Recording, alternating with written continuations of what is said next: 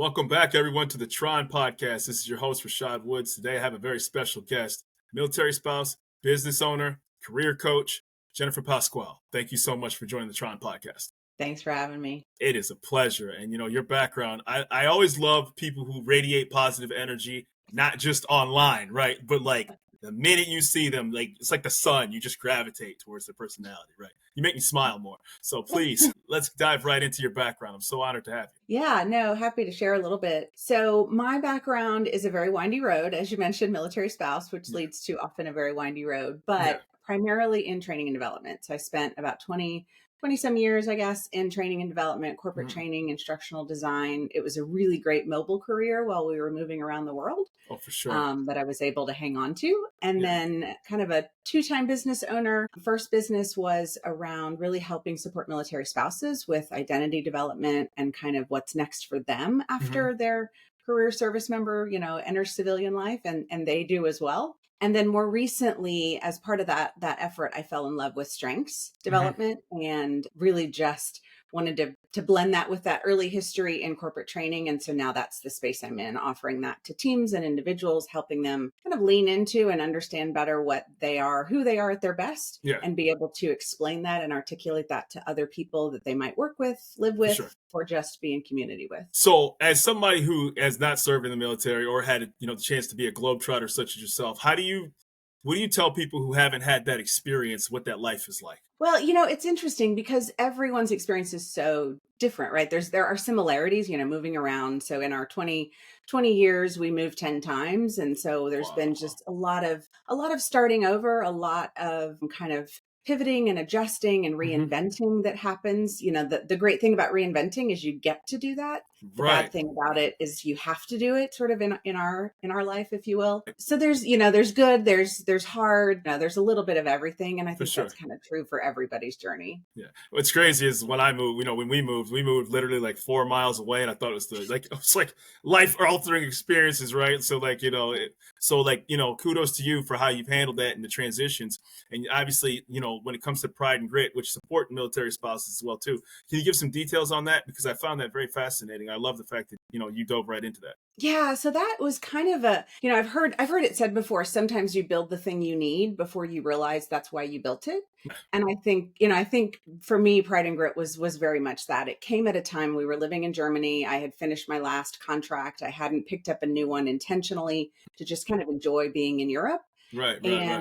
And so that was fun. And then I really felt like I still needed to kind of do something with my talents and with, my interests. And so what I noticed was this need and this gap in the military space of really talking about the military spouse experience, particularly the experience of those married to career service members. Right. So folks like myself who had a career and then kind of had to pause that at varying points based on necessity, based on, on our moves, based on being the solo parent, lots of deployments. I was sort of raised in the military in the season of, back to back deployments. And that what that asked of those that were also professionals and had jobs and careers they wanted to keep, it really asked a lot of them. And so those were my peers. And so it was really figuring out what do they need? And they need a place to tell their story. They need a place to be seen. They need a place to be understood. And they need to be developed because they haven't had opportunities to really develop themselves. And there was a lot of fear about what happens after service. This is all we know. This is what we've done for 2 decades. I don't even know how to step out and just be a person, not a military spouse. And so it was kind of helping start some of those conversations and just be a place for those conversations to start happening. What does transition look like?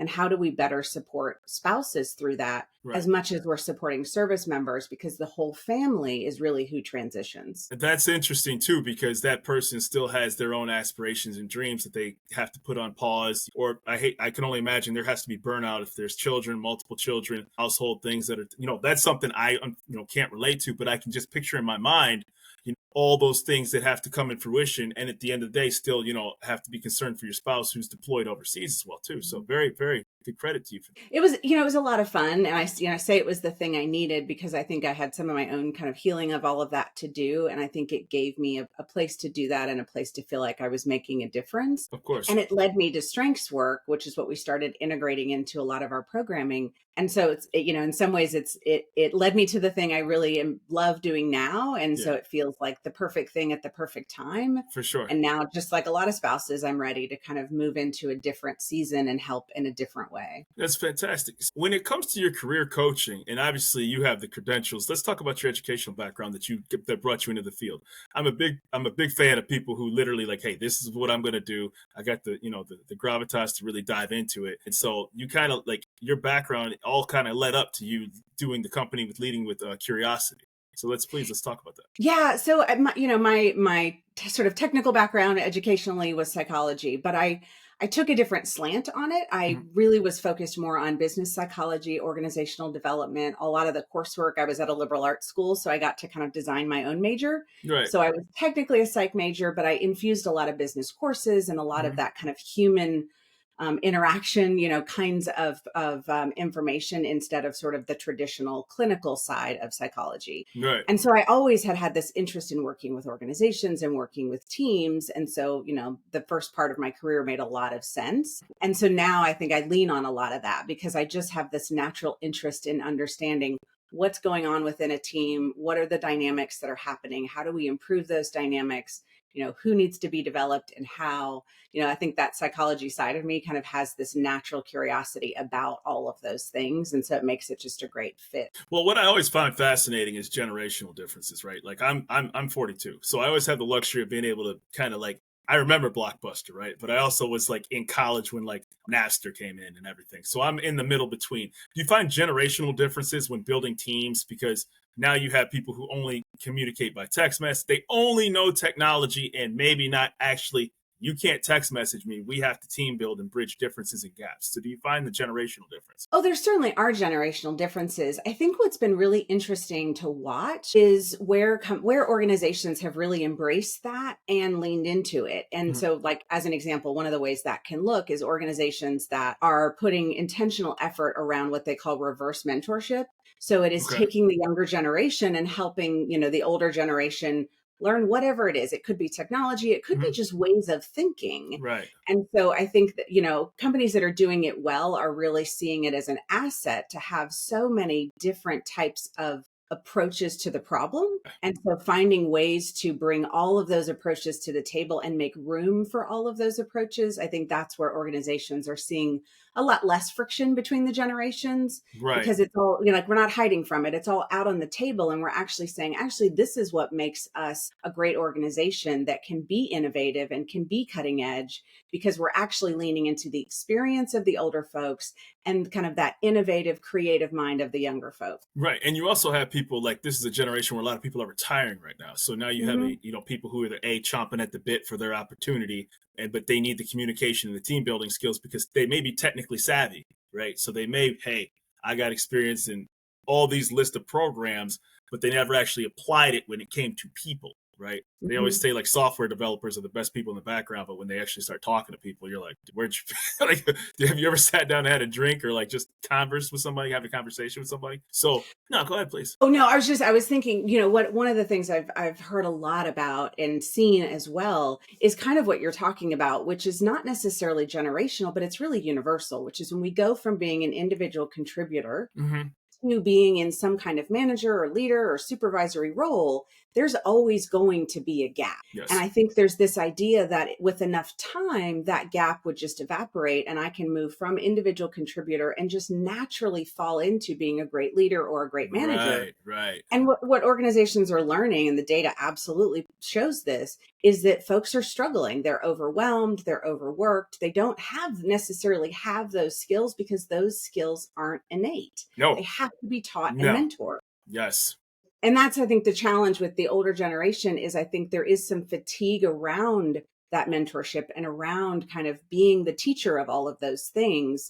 And so I think organizations are finding they have to step in the gap and help really do that upskilling of those individual contributors Right. in order for the team to function well. Well, it's funny you mentioned that too, because then it becomes a matter of retention, training, teaching, and embracing of new technologies, right? Because at some point, it can't just be, you can make the best, paper, stapler, but if, it has to be more than just the stapler because there are people and teams that have to collaborate. How receptive were companies, or what data were they giving you that said, hey, I may be financially very good, but my employee retention, my surveys, etc., are very poor when it came to this metric in particular? I mean, I think I don't have numbers off the top of my head, but I think that the threads that I see Yeah. is resistance to collaboration, resistance to, I think, kind of curiosity, right? It is organizations where individuals have some assumptions and they hold to those assumptions. And so part of, I think, where the value of these kinds of interventions and doing some of this development is really in cultivating an interest in that curiosity, being able to test those assumptions. The way I see you, how can I learn about you in a way that helps me see all of you, not just the version of you that I have made assumptions about, right? So I think that's where organizations find more connection within their people, and that connectiveness and that kind of community building. Particularly, I think, to your earlier point around generational differences, that's where younger generations want an environment that is fulfilling in a lot of different ways, not just fulfilling in a paycheck, not just fulfilling in an award, but they want, the people on the team to know them and care about them. And so that requires time and intention to build some of that connectivity between the team. And so that's, I think, where organizations find if they have retention issues, there's often this kind of dotted line to, we're not really connecting well, we're not really collaborating well, people don't really feel seen and heard, and those are the places where we can start to do some work to make a difference. And I will say that because the pension era is gone, so when you look at the younger generation, they're like, hey, I'm not going to stick around for 30 years because there's no watching a party waiting for me at the end of the yellow brick road. Absolutely. So they're looking at it like, if there's not some sort of vibe, or there's not some sort of like continuous improvement, training, collaboration, for lack of a better term, they're like, it is what it is, from their perspective. So do you find, and I know you work with teams, individuals, and companies, do you find that even maybe college or MBA graduates are like, hey, I need to work on this skill in order to be best successful in my career because there's a big gap? That piece of paper is really cool, but man, I never really learned how to be a team player. Oh yeah, no, great question. I think that's true. I think that has always been true, right? That's, again, not a skill that we necessarily have. The only difference is, I think that the sort of the younger generation grew up in a more collaborative educational system, right? So project-based things as they were going through high school and college, there was, I think, a lot more of that. How do we work together to achieve a thing? Right. Versus, I think, 30 years ago, I'm not so sure that was as much a part of how curriculums were designed. So I think there is this natural aptitude that some of those folks have that they may actually come in a step ahead, if you will, of their 30 or 40-year-old counterpart at the same age. But I think regardless, there is nothing like kind of the real world experience of doing it. And it's this piece that every single team is so different. There's nuances to every situation. So even if this particular team that you start off with and your first job works really well, functions well, and is very connected, the next place you go may kind of throw you for a loop because it may have elements of it that you don't recognize because you haven't had to experience that before. Correct. And I think that's where folks, either individually or if they're in a position of kind of recommendation, can help encourage that kind of development for everyone's benefit. So there's a business, they look out for outside services for the sources that you provide. What's your team size, and what's your I don't want to say protocol, but what's the outline of how the steps you would go through to bring them on board and implement the necessary game plan, so to speak? Yeah, I mean, there's a handful of factors that go into it. Certainly, the investment of time, the investment of resources are big pieces of it. I think in a perfect world, like my favorite situations are the ones where we actually start with some engagement work to really understand and define what is the challenge of this team. Is it that they're not resourced appropriately? Is it that they don't feel heard? Is it that they don't have anybody rooting for them and helping develop them? Like, what is really at the core of what is driving potential disengagement? And what we know is disengagement and retention are absolutely connected, right? For sure. The higher disengagement, the lower your retention's going to be for all the reasons you already mentioned. Right. So I love starting with that because it helps me ensure that we can design programming that is really meeting the true need. And then, we kind of go from there. So, Right. figure out what the need is and then fill it. That's kind of my superpower, is really understanding the goal and then being able to find just the right thing to fit that objective. I think short of that, what I will often start with organizations that maybe don't want to do that kind of full scale approach is more of the strengths piece. If they haven't done strengths work, they don't have that awareness. I find it a really helpful foundation setting of the language that everyone on the team can use to better explain their value and better explain what it is they need from their colleagues in order to bring that part of themselves forward. Right. So strengths workshops are kind of like my go-to in a lot of cases, because a lot of organizations haven't done it. And even if they have, has the team changed? Because if the team is different, now the dynamics are different. And so the need for that kind of strengths revisiting still, is still a thing. And the other thing about it is let's be honest with ourselves. If the person who's working with you or your boss or next to you is asking you how you feel, it's different when it's somebody from the outside versus somebody who's sitting next to you or, you see every single day, because you may not be as honest or forthcoming, No, or as well, engaged. and I think that's true if that particular person has built trust with you. That's true. But I think what we see in organizations is trust is a challenge. And I think this does go back to the generational. I think in general, what the data shows is that younger generations are less trusting naturally of kind of their employers, of their leaders, of their managers, until that has been proven to be something they want to do, right? They want to trust you with themselves, with their,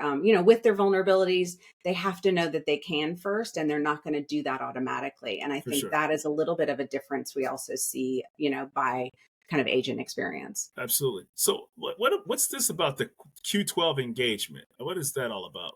Yep. So that was what I was referencing. That's another Gallup tool. So as a certified strengths coach, I also have access to a lot of the other tools that Gallup has. And so Q12 is one of those. And it's really this kind of, it's not necessarily like a 360. So some folks are familiar with 360, but it's really designed to help identify on these 12 different measures what's really happening within a team. So some of the things I mentioned, do people feel seen? Do they feel heard? Do they have the resources they need?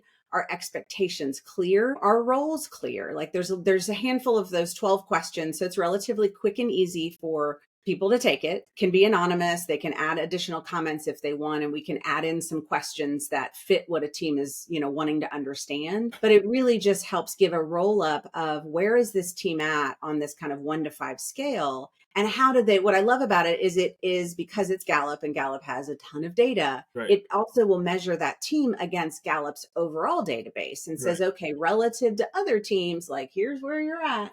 Here's where you're really like doing great. Yeah. And here are these pockets where if you're going to put some time and investment, this is probably where it would make the most sense. For sure. And then that's where I can help them kind of figure out, okay, what would it look like to develop programming to fit these particular areas? Sometimes there's a leader challenge to our earlier conversation, right? You've got someone who is an individual contributor, moved over, wasn't skilled or tooled appropriately. And so maybe it's some coaching to help them understand their leadership style, some of the barriers to that style, and be able to communicate a little bit better with the people that they're leading. So it depends. The interventions are all different, which is part of what I think is important, is to not kind of cookie cutter the approach, but to really look at the need and then build accordingly. Well, what I find fascinating about that is that how do you get the 2 or 3 or one person that's the consternation person that'll refuse to be engaged by it or has to get pulled into engagement, right? Because there's always a handful of people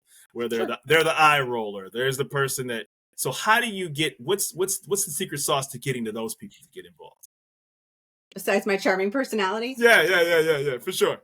I think, here's what I have found is I have definitely had workshops where I can instantly know the person who is not sort of showing up as their full self, right? They're skeptical. They don't believe it's worth the time. They don't want to be out of the office, like, whatever the list of reasons is, like, and I get it. What I tend to find, and I'll say this is particularly with strengths work, what I tend to find is that as we start to talk about who they are, what they uniquely bring to the team, and we spend time letting the team reinforce that value to the team, all of a sudden what I see is people go, oh, interesting. Okay, this is what I uniquely bring. This is how other people see me and value me. Right. I didn't know this. I'm learning this about my colleague. I didn't know that that's why John asked me the questions the way he asked me. Now I Sure. understand him differently.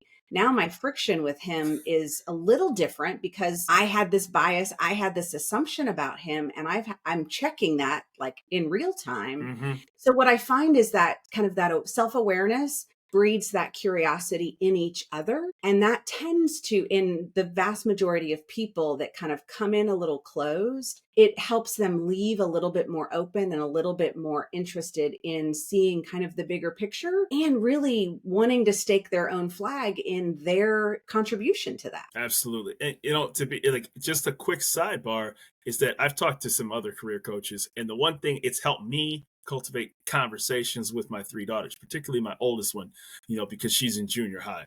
And so when you ask the question of how was your day at school, that's a very, really one worded answer, or even none at all, right? You're just like, dang, it's nothing.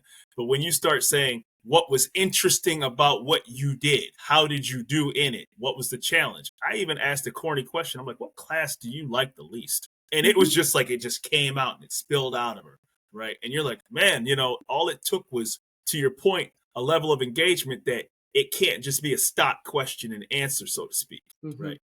Because otherwise you're going to get the very quick one-worded reply that you didn't want. But in your mind, you knew that wasn't a very good question to ask. Yeah.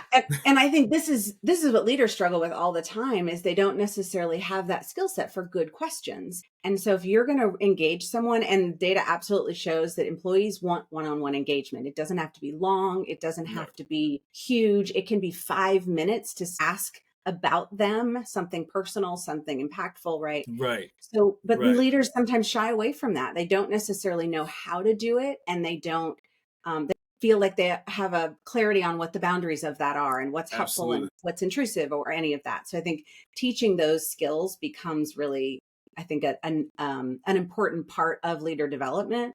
I think the other thing I was thinking about the engagement you mentioned is I think the truth of it is that there will probably always be individuals on your team that are disengaged. And sometimes that has nothing to do with the team, with the organization, with the mission, with the people. Sometimes that is about who they are, where they are in the season that they're in, and no amount of development is going to pull them from that. For sure. And so there's also this level of kind of acceptance and deciding as a team, like, what do we do? What do we do about this? And how do we handle this as an organization when we have those individuals who are just in a place where they cannot engage through no fault of our own, but just for where they are? Right. And I think those are hard conversations that leaders and organizations have to have. Yeah. And I've always used the analogy, right? I don't know how much sports you watch. I watch, a decent amount, but I'm more of a boxing MMA guy, but it's almost like if there's like basketball, baseball, hockey, etc.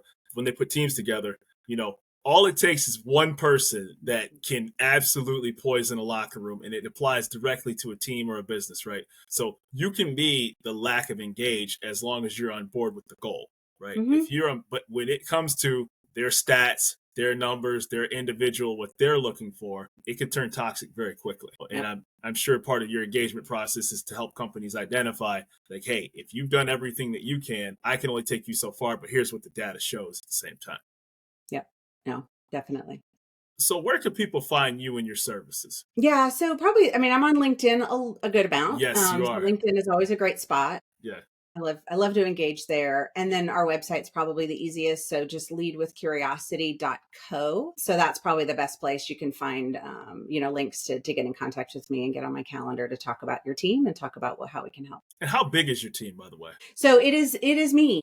Okay. I say we because I have some folks that help me behind the scenes, and without them, I couldn't do it. Yeah. But I am the one. I enjoy it so much. I love being with a team. So I definitely take all those opportunities that I can. But I've got a lot of folks in my network. So for bigger projects, I can bring in folks to help support if needed. Sure. Well, I got to tell you, listen, I've always told this to a number of guests, and this applies directly to you. I'm not smart enough to do what you do. That's the reason why I'm asking you what you do. because my curiosity peaked when we got a chance to message back and forth, because I really appreciate, I'm always following your LinkedIn posts, and it's helped my mindset better when it comes to engagement, outside of the box thinking. And you shouldn't be restricted just by the world that's in front of you, right? So it's very important to look past and see things in a bigger perspective. And, some of the things that you posted has helped me do that. So Well, I appreciate that. Oh, for sure. So I got to tell you, it's been an honor, especially the work you do with military spouses and the continued work that you do with businesses, teams, and individuals. Jennifer Pasquale, thank you so much for being on the T.R.O.N. podcast. Thank you for having me. Anytime.